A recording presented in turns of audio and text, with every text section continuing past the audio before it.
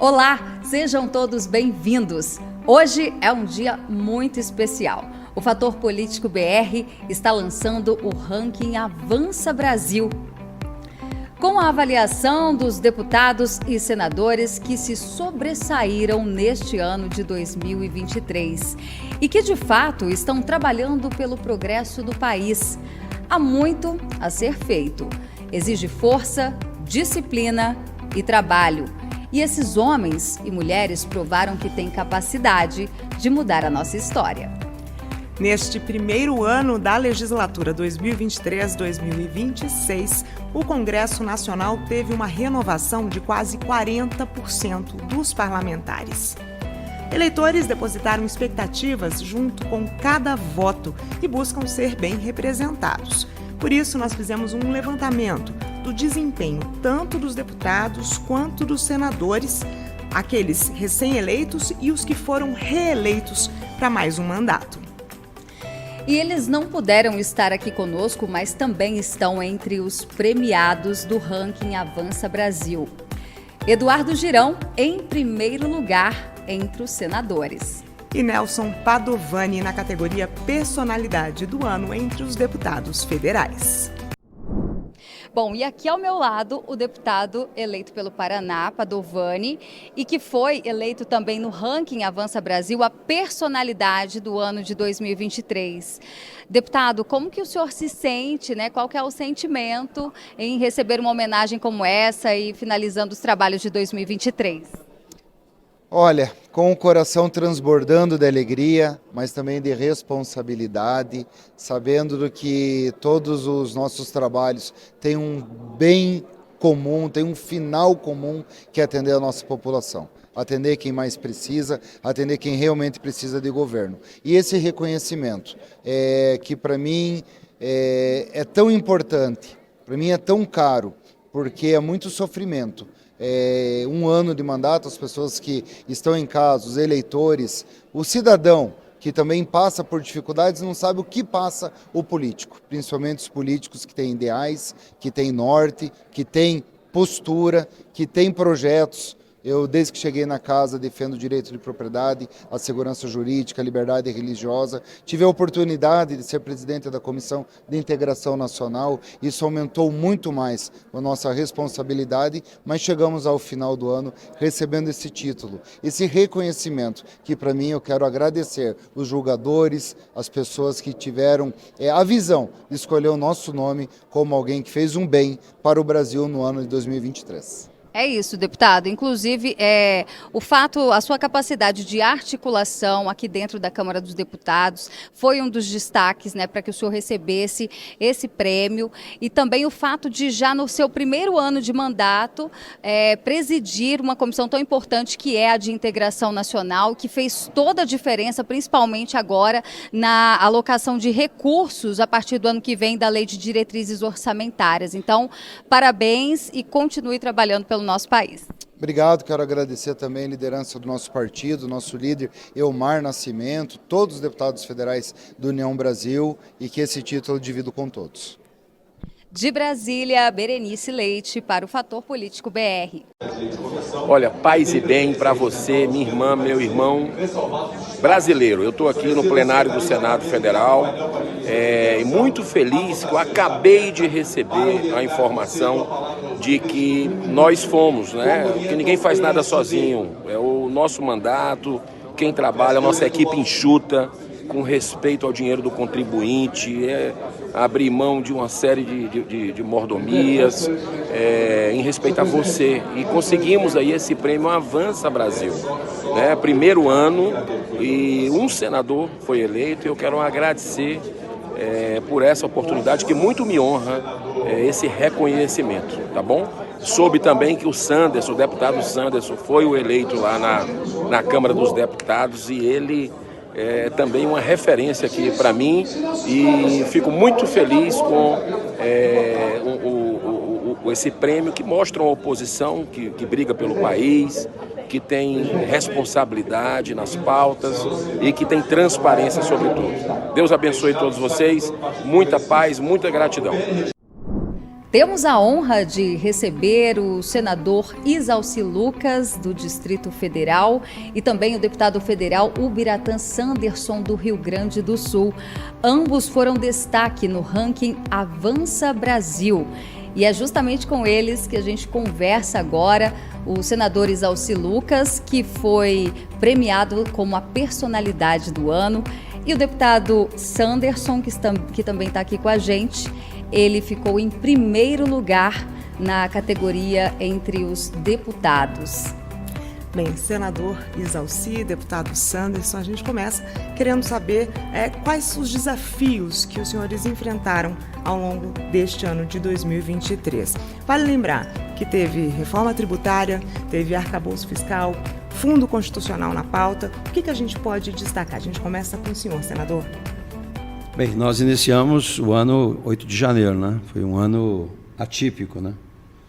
Foi uma movimentação que aconteceu em Brasília e foi bastante alertado isso, né? Desde a sexta-feira, que o governo recebia informações de que haveria realmente uma movimentação, que poderia, inclusive, culminar numa destruição do patrimônio. Isso foram 33 alertas que foram disparados para o governo federal. Houve uma certa omissão do governo local, que tem essa responsabilidade, né? Até porque o Fundo Constitucional é exatamente para manter e organizar a segurança pública aqui no DF, mas a Esplanada tem alguns planos, né? O plano escudo, por exemplo, que é um plano, se houver alguma, como aconteceu, então acabou que houve assim uma mobilização, que eles chamam de golpe, que eu não sei como, eu fiquei com a interpretação do ministro da Defesa. O ministro da Defesa disse que não existe golpe sem líder, sem armas, né? Mas eu entrei numa perspectiva na CPMI de mostrar que o governo federal poderia ter evitado tudo que aconteceu dia 8 de janeiro. E a gente fez, então, um relatório de 2.500 e poucas páginas, onde a gente demonstrou claramente, né, com documentos, com provas, que realmente o governo poderia ter evitado. Não evitou, talvez por interesse do próprio governo, que estava assumindo com muita dificuldade, muito questionamento. Eu fiz agora, inclusive, semana passada, uma audiência pública sobre as urnas eletrônicas. Eu já fiz 3 audiências, como deputado, inclusive, em 2015. Eu sou auditor de formação, sou contador, sou auditor. E sempre disse isso, né? Aquilo que não é auditável não é confiável. E eu estou falando da questão das urnas porque foi ela que gerou realmente essa insatisfação que trouxe o 8 de janeiro. Então, foram alguns meses de trabalho, nós enfrentamos aí uma narrativa construída e pela primeira vez, e olha que eu participei de todas as CPIs como deputado e como senador, participei da Petrobras, da lei, do CARF, da lei Rouanet, não é, dos fundos de pensão, participei de todas elas. Então, conheço bem o modus operandi do governo atual. E, evidente, com isso, a gente trabalhou nessa perspectiva de apresentar documentos para mostrar que, realmente, Brasília não poderia ser prejudicado como foi, e a gente está amenizando isso, né? Nós estamos hoje ainda, inclusive, com toda a cúpula nossa da Polícia Militar presa, né? Inclusive sem processo, sem condenação, pessoas presas já há 11 meses. Né? Então, a gente está vivendo um momento assim, muito difícil. Esse eu acho que foi aquilo que foi assim, um pouco diferente, né, dos anos anteriores, mas estamos trabalhando agora no sentido de aguardar essas punições que estão acontecendo, essas condenações, para a gente iniciar o processo de um projeto de anistia, que realmente a única solução que nós temos hoje é realmente um projeto de anistia. Aprovamos recente a questão do fim das decisões monocráticas, que eu acho que é fundamental, né? O Supremo avançou muito, inclusive extrapolando as prerrogativas do Congresso, não é, com decisões monocráticas. Não tem sentido um governador que foi eleito aqui em Brasília, por exemplo, no primeiro turno, ser afastado com a canetada de um ministro que não tem voto nenhum.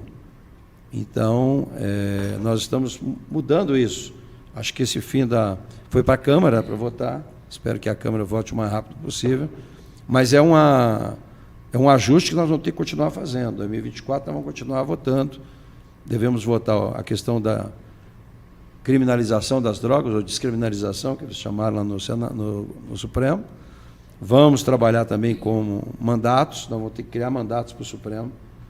Né? Ainda está se discutindo se é 15 anos, o que...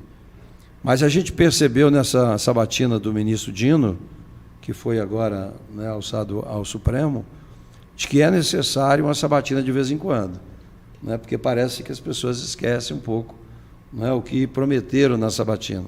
Eu até tive o cuidado agora de guardar as notas taquigráficas do ministro Dino, porque eu realmente não conheci esse Dino que foi para a sabatina. Eu até iniciei minha fala cumprimentando, né? Olha, muito prazer, não conhecia esse Dino, né? Porque o Dino que eu conhecia é esse do Ministério da Justiça, prepotente, arrogante, não é? Que defende realmente a pauta de finalizar a pauta da polícia. Mas tivemos muitos projetos votando ainda. Esse foi o atípico, depois votamos algumas matérias que durante o programa a gente vai conversando, né? Agora, deputado Sanderson, segurança pública é uma das suas especialidades.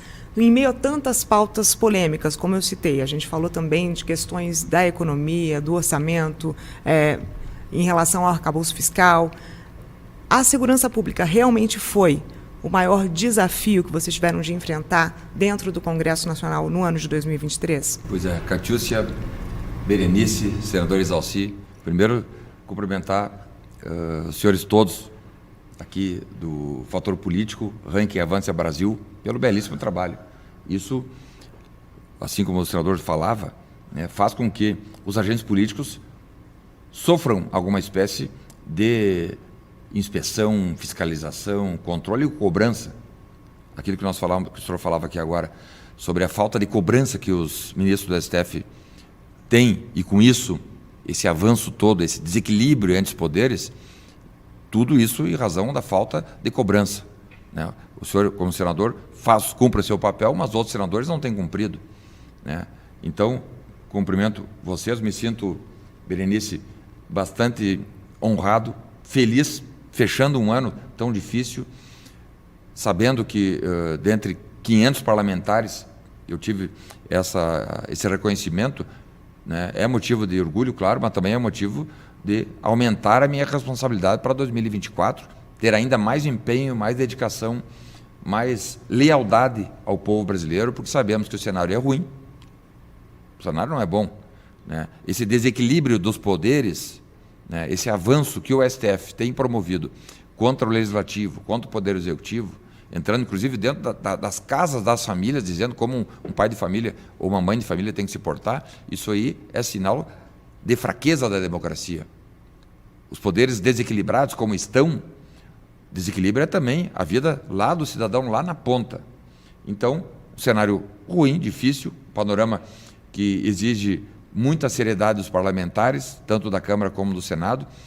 O Senado deu uma resposta importante agora, aprovando uma proposta de emenda à Constituição que vai, num primeiro momento, colocar o sistema em equilíbrio, que, como eu disse, repito, está desequilibrado. Não pode um ministro monocraticamente determinar como uma lei deve ser levada a efeito lá na ponta pelos prefeitos, pelos governadores e pelo governo federal ou pela população em geral. Essa questão, por exemplo, que nós vimos do marco temporal. Cito aqui o marco temporal, mas tem outras situações aí. Tem a questão do marco temporal, mas temos a questão das drogas, tem a questão do aborto, tem a questão da própria regulamentação do chamado piso dos enfermeiros, que o parlamento determinou, e é uma determinação parlamentar do Legislativo. E o STF vai lá e diz, não vale o que o parlamento disse, que vale é o que um ministro interpretou e leva adiante. A questão do marco temporal, então, é uma situação de flagrância, usurpação de poder por parte do STF. Em 88, 513 deputados e 81 senadores, então 594 parlamentares se reuniram e estabeleceram, dentre várias normas e termos, estabeleceram que as terras ocupadas até a promulgação da Constituição, ou seja, 5 de outubro de 88, as terras ocupadas pelas comunidades indígenas, pertenciam às comunidades indígenas. Dali para frente, não haveria mais qualquer tipo de modificação nesse regime jurídico de terras indígenas. Passados 35 anos, vai lá o STF, reunidos ali por ministros do STF que não têm voto, que não foram eleitos para isso, e desfazem a decisão de 594 parlamentares que, produto de determinação popular, em 86 foram eleitos, chegaram na chamada Constituinte, estabeleceram o regramento da Constituição, e aí vai lá o STF e diz, não vale o que os 594 parlamentares decidiram com base em ordem popular, o que vale é que 11 ministros, ou 8 ou 7 ministros, querem. Então, é esse desequilíbrio que tem que ser contido pelo Parlamento.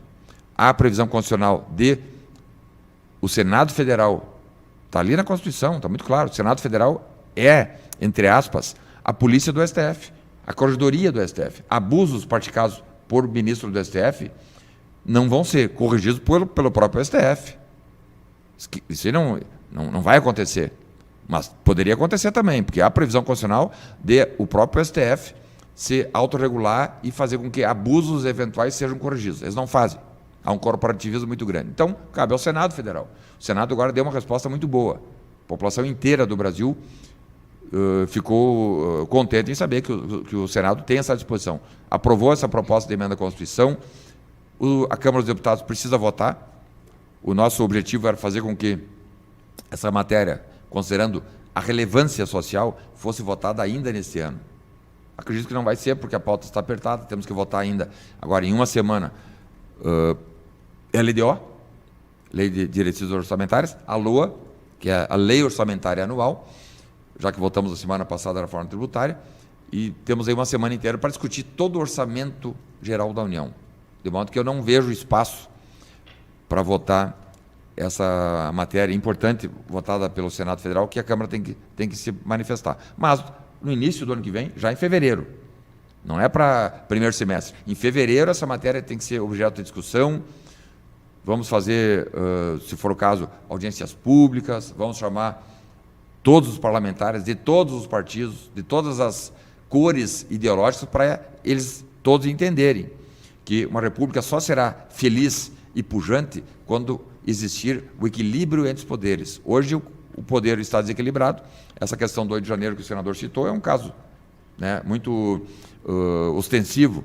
Como um governador eleito popularmente vai ser afastado com base em ilações. Como nós vimos aí 1.500 pessoas presas com base em conjecturas. Porque a exceção daqueles que foram presos lá dentro dos palácios, Berenice, que foram ali em torno de 250, que foram presos pelo menos no sítio criminoso, ainda assim tem que haver prova de que eles cometeram algum crime. Mas, de qualquer maneira, foram presos no local do crime, na data do crime, e com isso teria ali, né, pelo menos os requisitos mínimos para uma lavratura de prisão em flagrante, e é a matéria que eu conheço, porque eu tive 25 anos na Polícia Federal fazendo basicamente isso. Agora, qual é o justificativo para prender 1.300 pessoas no chamado acampamento, que estavam fora do local criminoso, fora da data apontada como delitiva, e mesmo assim o STF foi lá e determinou, através do ministro Alexandre de Moraes, determinou a homologação e a prisão em flagrante dessas 1.300 pessoas. Isso é o maior absurdo jurídico que eu, nos meus 30 anos agindo dentro da atividade policial, eu percebi. Não tinha visto ainda, nem estudando direito comparado, fora do Brasil, tinha visto uma prisão tão absurda e arbitrária como foram as prisões do 8 de janeiro ali no chamado acampamento militar, acampamento na frente do QG do Exército, né? Porque o sujeito, por estar portando uma bandeira do Brasil, uma camiseta, não quer dizer que ele cometeu algum crime. Que crime cometeram essas pessoas para terem ficado 6 meses presas lá na Papuda ou na Colmeia? Até agora o Estado não provou crime nenhum. Inclusive eu estive acompanhando dentro da Papuda, já desde o primeiro momento, né, as prisões foram no domingo, e eu na terça-feira, quarta, já estava acompanhando com a maior proximidade possível para verificar se abusos estavam acontecendo. E vimos, sim, vários abusos acontecendo, prisão de pessoas que sequer estavam em Brasília na segunda-feira, eu não estou dizendo nem no domingo. Tinha pessoas que chegaram na segunda-feira à tarde e foram recolhidas. Então, esses absurdos todos podem ser e devem ser freados, bloqueados pelo Parlamento brasileiro, em especial pelo Senado Federal, porque a Constituição determina e dá remédios jurídicos para abusos do STF e dirige esses remédios ao Senado Federal. Mas a Câmara dos Deputados também não pode lavar as mãos. A Câmara dos Deputados tem responsabilidades. Uma delas, por exemplo, é fazer com que essa proposta que foi aprovada no Senado seja imediatamente votada e aprovada na Câmara. Eu sou favorável, por exemplo, que um ministro do STF tenha um mandato de 8 anos, igual dos senadores, limitado a 8 anos, sem prorrogação. Depois disso, o ministro volta à sua profissão. Se era advogado, vai voltar à advocacia. Se era magistrado, volta para a magistratura. Se era amigo de presidente, volta a fazer o que ele fazia. Agora, nós não podemos fazer com que uma situação dessa, né, de ministros como o ministro Flávio Dino, que foi indicado agora, vai ficar até 2043 com enorme rejeição social. Teve até manifestações Brasil afora. Nós não tínhamos presenciado isso nesses últimos 30 anos, uma manifestação com milhares de pessoas, milhares, porque Brasília botou milhares de pessoas, São Paulo, milhares de pessoas, outras capitais como Porto Alegre, milhares de pessoas para dizer, não, nós não queremos esse ministro no STF. É isso aí. Bom, só por essa primeira fala aqui dos nossos parlamentares, já dá para ter uma noção do posicionamento deles, né, e o porquê foram escolhidos. Senadores Alci Lucas, na categoria Personalidade do Ano, deputado Sanderson, presidente, inclusive, da Comissão de Segurança Pública, primeiro lugar entre os 513 parlamentares. Ambos foram destaque aqui no ranking Avança Brasil e eles fizeram frente, né, Catiúcia, a vários movimentos, frentes parlamentares muito importantes ali dentro do Congresso. Bem, o deputado, inclusive, foi presidente da comissão, como você apontou, e essa comissão foi a que teve o maior número de audiências no ano de 2023. Houve mais recordes, deputado? Pois é, teve talvez mais contribuição do conjunto de parlamentares da comissão, que são muito trabalhadores, muito dedicados, né, cônscios de suas responsabilidades, do que talvez a minha participação como presidente. A comissão, composta por 70 parlamentares, não sei se o então deputado Exalci participou da Comissão de Segurança, uma comissão grande, na sua época de deputado, são 70 parlamentares e tivemos uma... Na Câmara é diferente do Senado. Na Câmara você só pode participar como titular de uma e suplente da outra. Exato, duas. Eu era titular da Educação e suplente da Ciência e Tecnologia. Certo. Então, a comissão teve uma dedicação muito intensa. Nós tivemos ainda, porque ainda temos a última sessão na próxima terça-feira, tivemos sorte de contar com um grupo de parlamentares bastante responsáveis, dedicados, empenhados, e fizemos, então, um marco histórico. Quebramos um recorde. O número de proposições entre projetos de lei, requerimentos, proposições aprovadas até este ano, em número maior, era de 350 proposições e projetos. Nós chegamos a 706 projetos de lei, propostas de emenda à Constituição, decretos, PDLs, projetos de decretos legislativos, requerimentos, convocações, o que fez com que a Comissão de Segurança Pública, num cenário ruim, porque o Poder Executivo, representado pelo Ministro da Justiça e Segurança Pública, se comportou muito mal. Nós, vendo que a segurança pública estava piorando, e piorou muito, infelizmente, a violência ou a insegurança era uma situação que não causava preocupação na população brasileira nos últimos 4 anos. Com a chegada de Lula, Flávio Dino, etc., e com as mensagens, eu diria até irresponsáveis por parte tanto do Presidente da República quanto do Ministro da Justiça e Segurança Pública, a criminalidade entendeu que havia quase que um libera geral e as facções voltaram a atacar. Rio de Janeiro hoje está com sérios problemas da segurança pública, praticamente a população do Rio de joelhos para as organizações criminosas.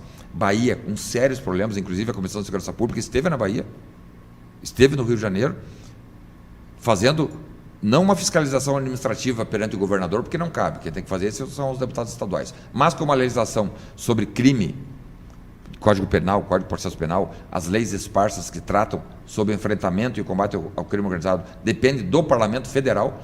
Aí sim nós vamos fazer, e vimos que lá na Bahia o crescimento do crime é muito grande, porque o governo do Estado se comporta como um assistente, como alguém que está apenas na expectativa, olhando a criminalidade avançar. E não pode, tem que ser Rio Grande do Norte. Na Bahia.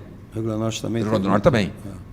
Mas a Bahia hoje é um caos Brasil todo, parecido com o Rio de Janeiro. O Rio de Janeiro é um caos total, né? E aí tem saída, tem remédio para essas situações. Não é, não tenho que fazer, tenho que fazer assim. Há medidas simples e rápidas para serem adotadas, e a Comissão de Segurança Pública, inclusive, chegou a oficiar o Ministério da Justiça pedindo que essas medidas fossem adotadas, não fizeram. E tem que ter investimento, né, deputado? Inclusive, eu quero destacar aqui o trabalho também do senador Isalci Lucas na manutenção daquele fundo constitucional, não é isso? Aqui do Distrito Federal. Parece que o projeto do arcabouço fiscal, ele prejudicaria diretamente as forças policiais aqui no DF. Bem, o arcabouço fiscal prejudicaria não só o fundo constitucional nosso, como também a educação e ciência e tecnologia. A gente conseguiu retirar do texto, né, o fundo constitucional, que é um fundo que já existia, né, desde da criação de Brasília, porque o Rio de Janeiro também, como capital, recebia, mas a gente oficializou, vamos dizer, formalizou a lei em 2002, né, apesar de Brasília já estar... Porque antigamente nós tínhamos aqui prefeitos, né, a gente com o Pires na mão, todo mês pedindo à União para pagar as contas. Então, em 2002 foi formalizado esse fundo exatamente para organizar e manter a segurança pública e auxiliar no funcionamento da educação e da saúde. Porque no início de Brasília nem todo mundo queria vir para cá, né? Afinal de contas aqui não tinha nada. Então, para trazer a turma do Rio de Janeiro para cá, né, tinha que dar gratificações, incentivar o pessoal para ver. Então, foi criado também em função disso. E no arcabouço houve uma redação do relator, não é, limitando isso. Para você ter ideia, passou na Câmara, inclusive, quando chegou no Senado, eu tive o cuidado de fazer os cálculos. Se nós tivéssemos adotado esse arcabouço desde a criação do fundo e aplicando os índices oficiais, nós estaríamos recebendo 50% do fundo, ou seja, estaria um prejuízo muito ruim. E, evidentemente, nós já temos alguns problemas, por exemplo, a Polícia Federal. Né? A Polícia de Brasília, quando foi criada aqui, ela era quase que a mesma árvore, né? A mesma lei. Então, você podia até escolher se queria Polícia Federal ou Polícia Civil. Então, a gente sempre teve essa paridade salarial. E isso acabou já há algum tempo. No governo Dilma, houve uma dificuldade de relação com o governo local, né? E acabou que a coisa não aconteceu. Hoje, a defasagem é muito maior. Brasília estava, para você ter ideia, antes da gente aprovar o reajuste de 18%, que a gente acabou, tivemos que fazer, inclusive, obstrução no Congresso e para negociar um acordo. E mesmo com os 18%, não com o total. Mesmo ainda assim, a Polícia do DF ainda está abaixo da Polícia Federal em termos salariais. E olha que a Polícia Federal, inclusive, está abaixo de algumas polícias civis. Acho que é verdade. Em 6º ou 7º lugar a Polícia Federal. A gente estava em 24º, com os 18 a gente avançou um pouco, mas ainda estava... E o pior, nós ainda temos aqui o grande problema do contingente. A gente tem hoje menos da metade do contingente que era para ter por lei lá em 2009, nós estamos em 2023. Então, mas a gente trabalhou muito, a gente conseguiu superar, primeiro, dar esse reajuste, né, tirar o Fundo Constitucional do arcabouço fiscal. Como fui relator também do Fundo da Educação, o Fundeb, a gente conseguiu também retirar o Fundeb do arcabouço fiscal, que seria, né, outro prejuízo para a educação. E ciência e tecnologia, nós tínhamos acabado de aprovar uma lei de minha autoria, que é o Fundo Nacional de Desenvolvimento Científico e Tecnológico, que proíbe o governo de contingenciar ou desviar recursos, né, para outra área, ou, no final do ano, pegar o dinheiro de volta para o superávit primário. Então, a gente avançou bem nessas áreas com relação a isso. Bem, a gente gostaria de saber agora a perspectiva de ambos para 2024. Deputado, a gente tem aqui que, apesar de um Congresso majoritariamente conservador, o governo tem feito articulações intensas para conseguir a governabilidade. A gente gostaria de saber qual que é a tendência para o ano que vem. O senhor acha que a oposição ela vai conseguir, de alguma forma, ter mais vitórias que o governo federal? Catiúcia, nós, primeira semana de fevereiro, eu fui para o segundo mandato, e aí reunimos os parlamentares que estavam no mandato anterior, com os que chegaram, e numa planilha chegamos ao número de 260 parlamentares eleitos, senador Exalci, sob as bandeiras da direita. Então nós estávamos muito contentes, Berenice, no início do ano. Inclusive a imprensa divulgou que havia uma oposição em número muito maior do que se esperava, etc. Só que no andar da carruagem nós vimos que essa oposição mingou. Nós tivemos aí votações com 100 votos apenas na oposição. Então, cadê os 260 parlamentares eleitos nacionalmente, de sul a norte, sob os ideais da direita? E aí é isso que a Catiúcia falou. O governo foi promovendo uma cooptação geral dentro da direita, já que os parlamentares da esquerda eles já têm. Eles têm que cooptar os parlamentares que estão no lado oposto. E foram lá oferecendo cargos, emendas, etc. Isso a própria imprensa divulgou. Eu mesmo cheguei a denunciar, lá no início desse ano ainda, a cooptação covarde e vergonhosa que o parlamento sofria a partir do Poder Executivo. Eu denunciei no início do ano lá que o governo estava oferecendo emendas parlamentares na cara dura para que os parlamentares retirassem assinaturas da chamada CPI ou CPMI do 8 de janeiro. Os senhores todos recordam. Então, houve essa invasão dentro do parlamento, cooptação, e isso foi muito ruim. Inúmeras matérias importantíssimas que nós tínhamos que aprovar, nós não conseguimos aprovar ou rejeitar por conta de parlamentares que foram eleitos pela bandeira da direita, mas que estavam votando com o governo. Vai haver uma cobrança, eu não tenho dúvida. 2024, ano que vem, é ano eleitoral.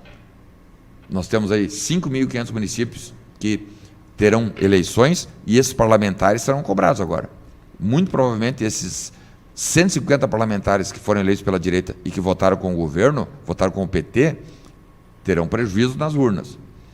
E isso talvez nos dá um fôlego maior, uma musculatura para em 2024 fazermos com que esses 150 parlamentares retornem às suas bases de origem para que matérias importantes, como essa questão que o senador citou, da PEC, que limita poderes do STF, e vejam que o governo está colado com o STF. Parlamentares não compreendem que a tripartição dos poderes, essa separação dos poderes, ela é salutar não só para um ponto ou um lado da política, para todo mundo. Que vantagem tem um deputado, por exemplo, um senador da esquerda, ter uma Suprema Corte que intervém de forma a usurpar funções do parlamento? Eu não vejo vantagem nenhuma nisso. Eles dizem que, por terem ali a maioria no STF, eles então têm que proteger o STF, fazendo com que matérias que são a favor da população sejam rejeitadas. Então, eu estou bastante otimista, porque o fato de termos eleições no ano que vem vai trazer de volta esses parlamentares que debandaram e estão sendo infiéis aos seus eleitores. Mas tenho esperança que, com esse fato político nacional, que são as eleições, tragam-nos novamente para a realidade. Agora, na semana passada, nós tivemos uma votação aqui na Câmara, que foi um requerimento de urgência a um PDL, inclusive de minha autoria, o PDL número 03 de 2023, que buscava revogar o decreto de Lula e Flávio Dino contra as armas, contra os CACs. E nós, por apenas 3 votos, não tivemos os votos suficientes. Precisávamos de 257 votos, tivemos 254. Isso assustou o governo, porque não imaginávamos jamais que nós teríamos 254 votos. Então já é o resultado, talvez, né, da pressão popular. E ontem teve a derrubada dos vetos. Um dos vetos foi exatamente na quarta-feira, né? Na quinta-feira. 2 vetos importantes, que é a do marco temporal e da desoneração da folha de pagamento, e depois também teve da tributação das armas. Exatamente, tributação das armas, que era um ponto específico da reforma tributária que praticamente tornava proibitiva a atividade daqueles que querem ter arma de fogo, não é só para os CACs, aí para o cidadão que quisesse ter uma arma de fogo. Então, me parece que a cooptação promovida pelo governo perdeu força, porque lá na ponta está o eleitor. Não adianta o parlamentar ter emendas ou ter cargo em governo e não ter voto. Ele não vai votar. Se quer permanecer no parlamento representando de forma leal o povo brasileiro, tem que ser leal ao povo brasileiro. Não pode ser na fala ou no discurso uma coisa e lá, na hora do voto, apresentar uma posição contrária. Inclusive, é um dos critérios nossos aqui, é justamente essa coerência. A gente analisou justamente isso, a coerência, as promessas durante a campanha e se isso vem sendo cumprido por parte dos parlamentares. Agora, senador Isalci, gostaríamos de também saber a sua avaliação sobre 2024, o Senado enquanto casa revisora, quais são aí as perspectivas? Olha, a gente teve já uma conversa, né, com os líderes para o ano que vem, o planejamento do ano que vem, e aí há uma perspectiva boa. Primeiro, equilibrar realmente os poderes. Não dá para continuar com o Supremo interferindo da forma como interferiu.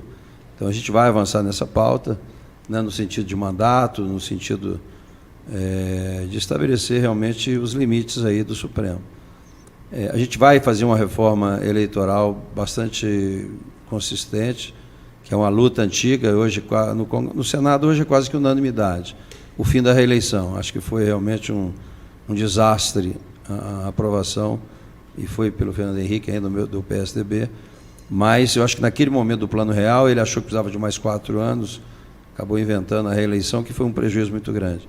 E acho que a gente vai conseguir agora, nessa reforma, proibir a reeleição, estendendo, evidente, para 5 anos, o mandato, provavelmente, não é? Também unificando as eleições. Acho que eleição de 2 em 2 anos não acaba comprometendo um pouco, né, o Congresso, apesar que tem outras teorias, não é? Porque às vezes você está tudo bem, aí todo mundo vai uma linha só, mas de qualquer forma é um assunto que vai ser trabalhado. Nós vamos ter, evidentemente, toda a reforma tributária, né, para regulamentar, porque grande parte dela depende de regulamentação. Não é? Eu acredito que ela será votada ainda, será, né, promulgada ainda este ano, e evidentemente que aí começa então uma transição de 10 anos, mas de qualquer forma tem vários pontos que tem que ser regulamentado, começando agora.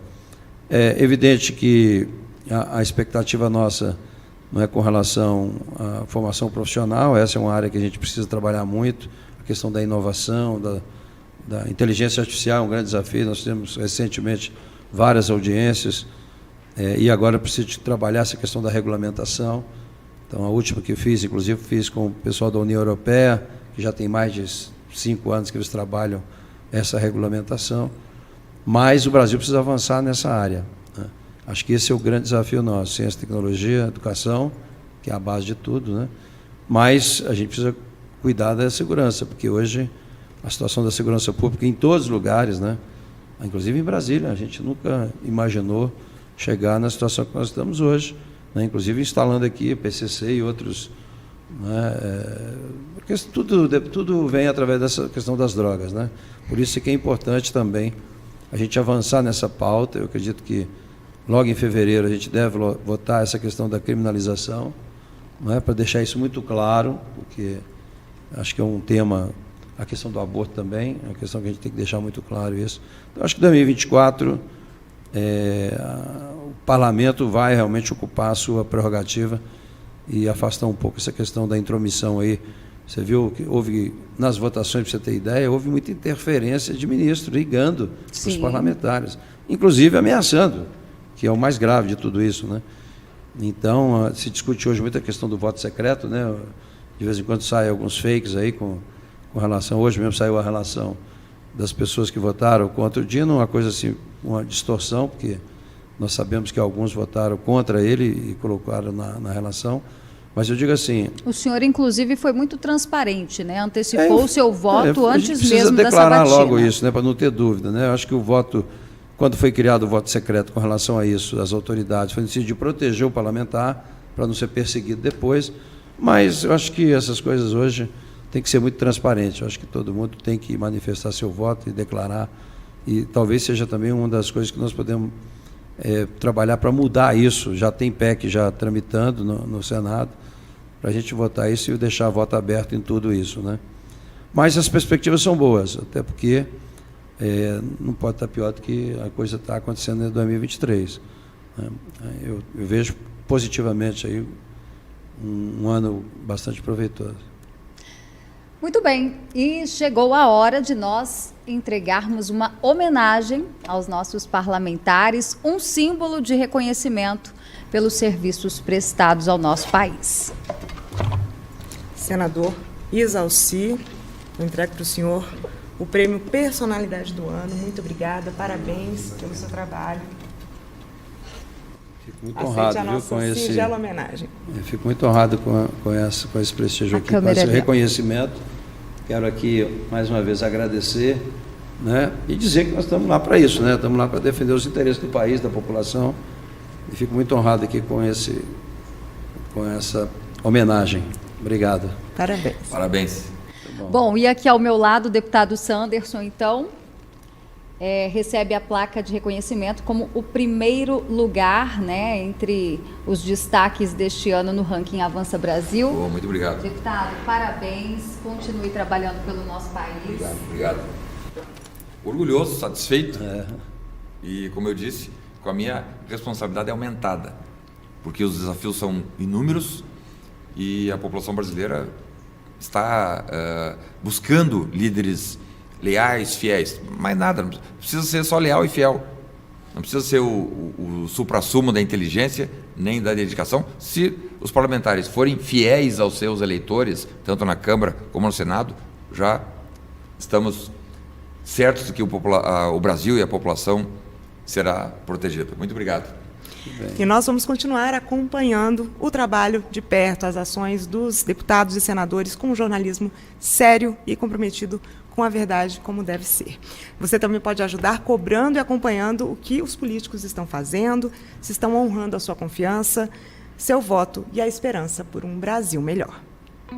É isso. E o ranking completo, com todos os nomes dos deputados e senadores e a posição de cada um, vão estar disponíveis no portal do Jornal da Cidade Online, também no Infomax Brasil e no nosso site do Fator Político BR, que inclusive será inaugurado nesta semana. Então, um motivo dobrado, estamos comemorando aí, inaugurando também o site do Fator Político BR, já pedindo a vocês que acessem, todas as informações estarão lá no nosso portal. E claro, vamos agradecer aqui também os nossos parceiros que tornaram esse momento possível. Um abraço especial para a equipe da Rádio Auriverde de Bauru. Até a próxima. A gente se vê.